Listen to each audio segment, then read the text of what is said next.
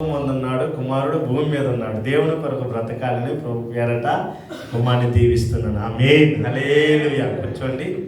దేవుని మహాకృపను బట్టి దేవుని తిరిగి షారోను పరిశుద్ధ ప్రార్థనా మందిరము ఈ స్థలంలో ప్రతి గురువారం రాత్రి జరుగుతుంది. ప్రార్థించండి, పాల్గొనండి. మరి ఈ సమయంలో దేవశులు మన మధ్య ఉన్నారు. ఇంటి రత్నరాజు అయ్యగారు ఉన్నారు. అయ్యగారు వచ్చి 2 నిమిషాలు గ్రీటింగ్ ఇస్తారు.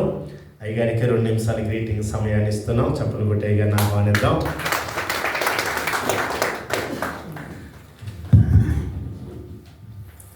దేవుడు నామానికి మహిమ కలుగును గాక.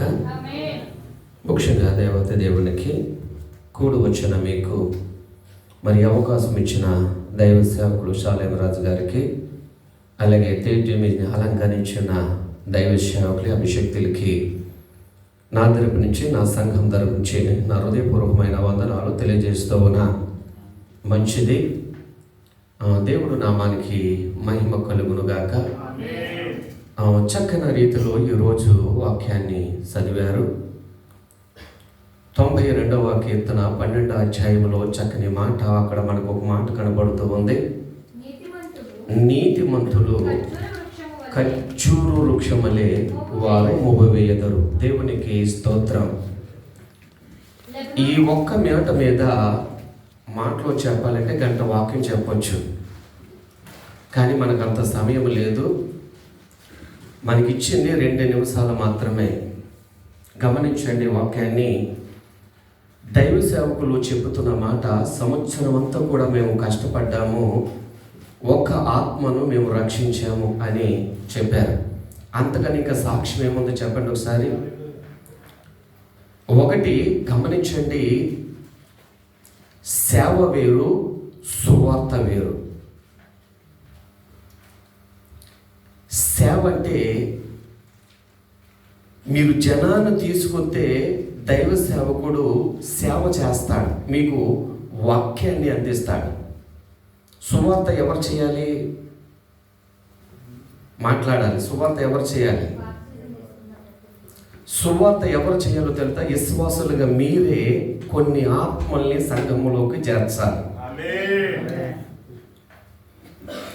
అందుకనే గొర్రెనే కనాలి. ఆ గొర్రె కనుక్కోకుండా అలాగే ఉన్నదనుకోండి, ప్రయోజనం ఏముంది? నువ్వు తీసుకున్న బాప్టిషన్కి విలువే ఉంది.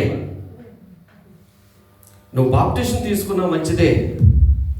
ఆ బాప్టిషన్కి విలువ కావాలంటే నీవు ఇంకో ఆత్మను రక్షించాలి. అంతేనా కదా?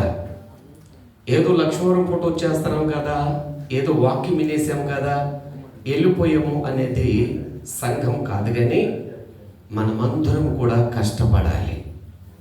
సేవకుడు ఏం చేయాలంటే, మీరు వచ్చినప్పుడు చక్కని ఆహారము సేవకుడు మీకు వడ్డిస్తూ ఉంటాడు. దేవునికి స్తోత్రం. మరి సంవత్సరం పాటు ఈ సంఘాన్ని దేవుడు కాసి కాపాడిన దేవుడు మళ్ళీ వచ్చే సంవత్సరానికి ఇంకా అధికమయ్యి మంద పెరిగి దేవుడు నామాన్ని మహిమపరుచుకునేటట్లుగా ఈ కొద్ది మాటలు దేవుడు దీవించి ఆశీర్వదించును గాక. 3 సంవత్సరములు నేను ఆయన అసన్నిధిలో సేవ చేసి ఉంటున్నాను. దేవునికి స్తోత్రం. హల్లెలూయా. మరి అనుకోకుండా మరొక సేవ చేయటకే దేవుడు ఇచ్చుంటున్నాడు కనుక అక్కడి నుంచి వెళ్ళిపోయి ఉంటున్నాము. ఆయనను దేవునికి మహిమ. ఈ యొక్క సంఘము ఈ యొక్క దేవుని మహిమతో నింపబడిన సంఘమని మరి ఎంతగానో ఆయన నిమిత్తం ప్రార్థన చేస్తున్నాను. అందరిని బట్టి దేవునికి మహిమ. దేవుని సన్నిధానంలోకి రావాలంటే మనం చాలా బాధకరంగా ఉంటాం. ఇందాక సేవకులు చెప్పినారు, కానీ అది బాధ్యత మన మీద కూడా నింపబడి ఉంటుందని తెలియజేస్తున్నారు పరిశుద్ధ గ్రంథం నుంచి. యాకోబు పత్రికలో రాసి ఉంటున్నాడు 4:7-8 వచనంలో అంటున్నాడు, దేవుడి యొద్దకు మధ్య కూర్చొని ఉంటున్నారు. దాన్ని బట్టి దేవునికి మహిమ. వాడిని దేవుడు దీవిస్తాడు. మరి అంతేకాదు, దేవుని యొద్దకు మనం ఎప్పుడైతే వెళ్ళినట్టుగైతే ఆయన మన యొద్దకు వచ్చాడని, ప్రతి విషయంలో ఆయన ఫోకస్ మన మీద ఉంటుందని దేవుడు ప్రత్యేకంగా తెలియజేస్తున్నాడు.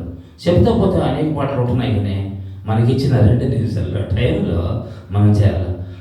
ప్రతి ఒక్కరికి ఒక బాధ్యత కలిగి ఎప్పుడైతే మనం ఉంటామో ఇది నా నుంచి కాదు, దేవుని సన్నిధానంలో నా నుంచి దేవుడు ఏమి కోరుకుని ఉంటాడు అని మనం అనుకోకూడదు. కానీ దేవుడు నీ ఆత్మ నాకు ఈ పెట్టాలంటే అంటున్నాడు. ప్రయాసపడి భారం మోసుకునే సమస్త జనులారా అందరూ నా యొద్దకు రండి. విశ్రాంతిని కలుగజేస్తాడు, సంతోషాన్ని కలుగజేస్తాడు. ఏడు దుఃఖం ఇదో ఈ దినం ఏడుచువాళ్ళరా రేపటి దినమన్నా పక్క నవ్వుతారని దేవుడు తెలియజేస్తున్నాడు. ఈ దినం మనము ఎంతో కష్టంలో ఉండిచి ఎన్నో అవమానాలు పొంది బాధతో ఉంటున్నారు. సాయంత్రము ఏడుపు వచ్చాక ఉదయకాల సమయమంతా దేవుడు మనకు సంతోషాన్ని కలిగజేస్తాడని పరిశుద్ధ గ్రంథం నుంచి తెలియజేస్తున్నాను. హల్లెలూయా. మరి సంఘంలో నేను చేస్తున్న సేవ, ఎప్పుడైనా నాకు ఒక కీబోర్డు బదులు 2 కీబోర్డులు ఇచ్చుంటున్నాడు. అన్ని సేవల్లో సుమా దేవుడు నాకు అన్నీ ఇచ్చున్నాడు. అడవి ప్రాంతంలో బ్రతికిన వాడిని, జీవ జంతువుల మధ్య ఉంటున్న వాడిని, మరి ఈ దినం సంతోషంగా మీ అందరిలో నాకు పరిచయం చేసేటకే ఆరాధించటకే దేవుడు ఇచ్చిన ఈ తలంతుకు ఎంతో సంతోషిస్తున్నాను. అన్నీ ఇచ్చినాడు నాకు దేవుడు సుమ. అన్నీ పక్కన పెట్టి నేను కూర్చోనున్నాను. హల్లెలూయా. నాకు గుర్తేది కీబోర్డు. దేవుని సన్నిధానంలో ఇంకా ఆరాధన చేయటం ఇవన్నీ దేవునికి స్తోత్రములు.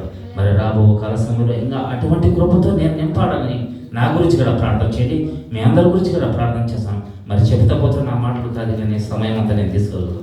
దేవునికి స్తోత్రం. నా మాట ముగిస్తున్నాను.